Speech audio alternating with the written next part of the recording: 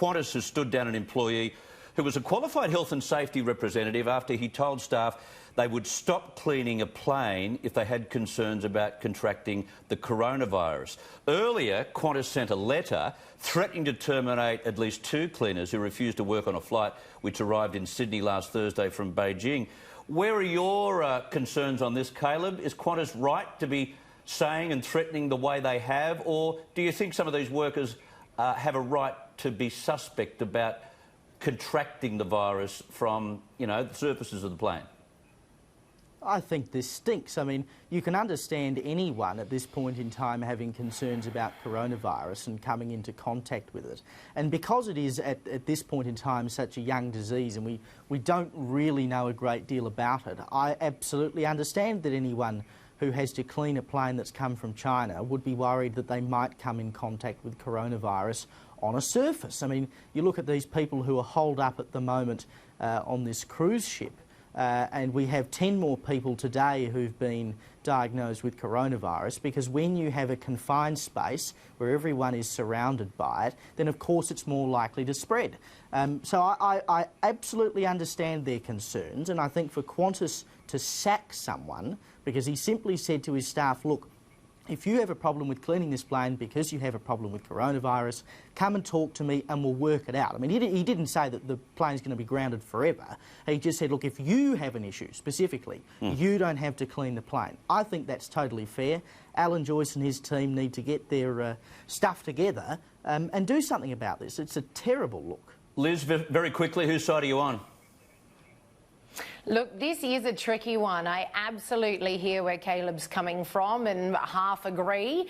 But at the same time, where are employers to draw the line? If you're employed to do a job, do you just get to walk off, given I do understand the seriousness of this virus, but where do employers get to draw the line? If someone's come off one of those flights and they're at work, does everyone in that company then get to refuse to come in on that day? This could really escalate if people start simply saying, I am concerned about contracting this because of A, B, C or D, and therefore I'm not coming into work today or for the foreseeable future until the threat's over. So I think both have a very strong argument. Yeah, I think you might be right. Malcolm Turnbull, I can't leave the miserable old ghost out of our little chat tonight. Malcolm Turnbull is up to his old spoiling tactics, this time criticising the coalition for failing to aggressively tackle climate change.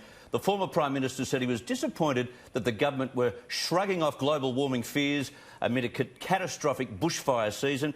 He obviously wants us to take out the coal industry. He keeps saying, oh, why aren't they reducing our emissions? Caleb, he's sending the wrong message. The scientists say that's all well and good, we've got to do our bit, but we can't change the temperature of the planet. He knows this stuff. It's just, if he really thought it was that big a deal, why didn't he do something when he was Prime Minister? Yeah. Why did he wait until he was out of the Parliament to start prattling on about this stuff? We can do all we want in Australia. We, ourselves, are not going to change the temperature of the planet. Exactly. Malcolm, should we even report what he says, Liz? Or should we ignore him? No, that's what I was going to say. I don't understand why Turnbull's still getting a run in the media. Yeah. I really don't. And for the last time, Labor got absolutely belted at the election last May because they tried to turn it into some sort of climate change policy referendum. Got absolutely belted. And now here's Turnbull criticising the government he still desperately wishes was his for failing.